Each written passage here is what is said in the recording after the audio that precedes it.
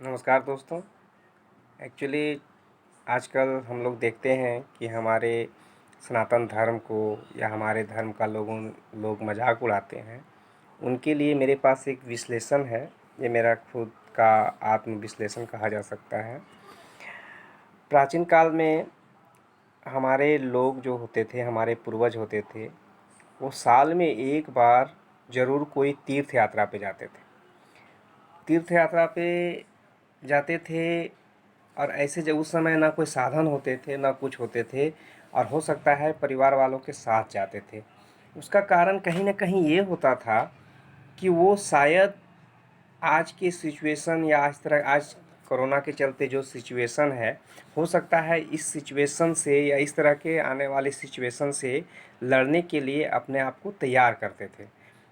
क्योंकि आप एक एग्जाम्पल समझिए, हम लोग झारखंड वासी हैं और झारखंड में एक बहुत ही पवित्र नगरी है देवघर, जिसको जाने के लिए 105 किलोमीटर लोग पैदल चलते हैं। अजीब अजीब रास्तों से जाते थे, पहाड़, नदी, जंगल। मैंने कुछ नाम सुना है जैसे सुइया पहाड़, तो मतलब कहा जाता है कि पत्थर जो होते थे वो सुई के नोक जैसे होते थे। तो इन सब से चल के जाते थे, हज़ारों लोगों के बीच नहाना, खाना, रहना, सोना, और औरतें भी उन्हीं लोगों के बीच स्नान करती थी, कपड़े चेंज करते थे। कहीं न कहीं इस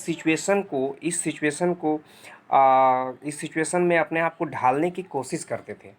और आज के डेट में देखिए, आज मज़दूर जो बाहर कमाने गए हैं वो वापस लौट रहे हैं।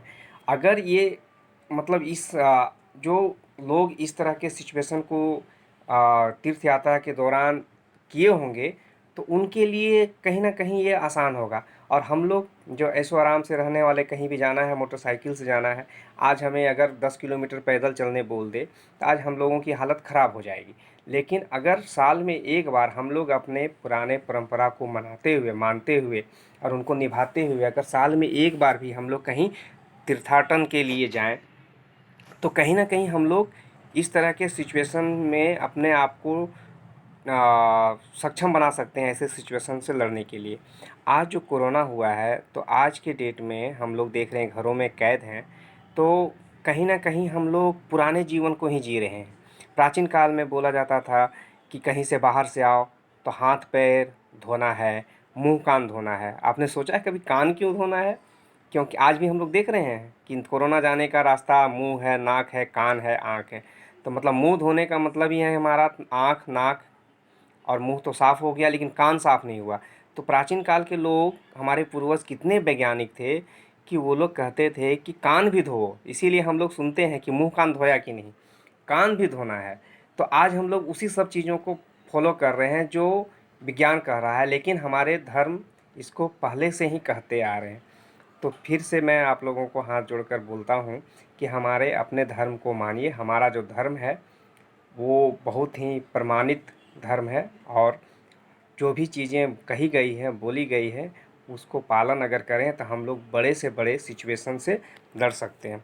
हो सकता है मेरी बातें सबको पसंद ना भी आए, लेकिन मैं सबको खुश करने के लिए यहाँ नहीं बैठा हूँ।